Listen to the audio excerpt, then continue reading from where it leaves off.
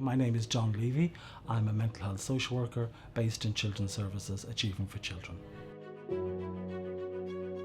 John has a presence within the service that provides kindness and compassion for his colleagues, but also for the management team. He's been through restructures and changes, but he's always willing to think about other people's perspectives, and he brings that in his work. So that's been evident in the work that he's done with the adults and the families that he's working with, and because of that he's then able to bring them on board for a change process. As a mental health social worker based in Children's Services and my long-standing relationships with adult safing services, I've been able to create relationships and knowledge that help me able to ensure that the children's voice is heard and that their needs are addressed as early as possible, and then vice versa when it comes to children's services, that the adult voice is heard and that their needs are met in a timely manner.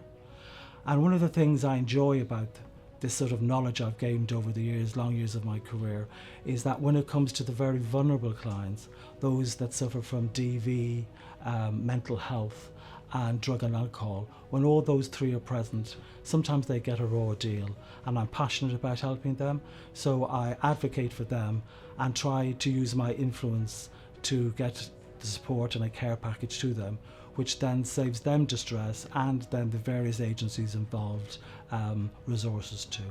He's able to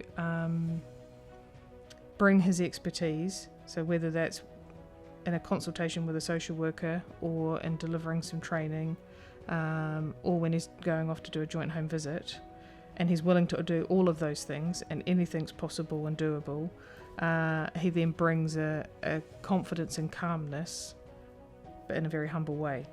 In social work, we're asked a lot to look at and think about empathy, and compassion builds on empathy.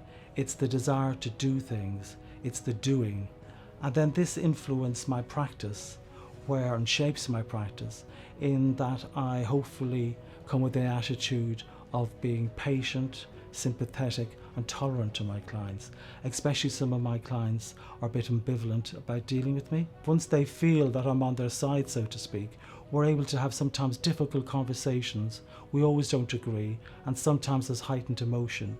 But we're able to reflect on these and come up with constructive and gentle ways of dealing with them. He's always brought awareness around mental health and the impact of the pandemic on anybody's mental health, and that includes colleagues and also the families we're working with.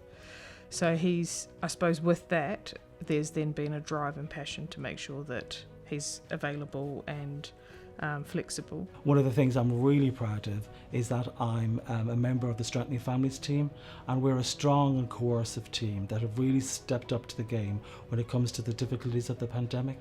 And I think more importantly though, when it comes to services, we've been able to offer our clients a consistent and safe service in meeting their needs. So I'm proud of that. I don't think our service levels have dropped off. I think passion is something that sums up his approach, and he's not shy in putting forward what's important and naming it, and I think that's quite brilliant. Yeah. What is actually amazing is that the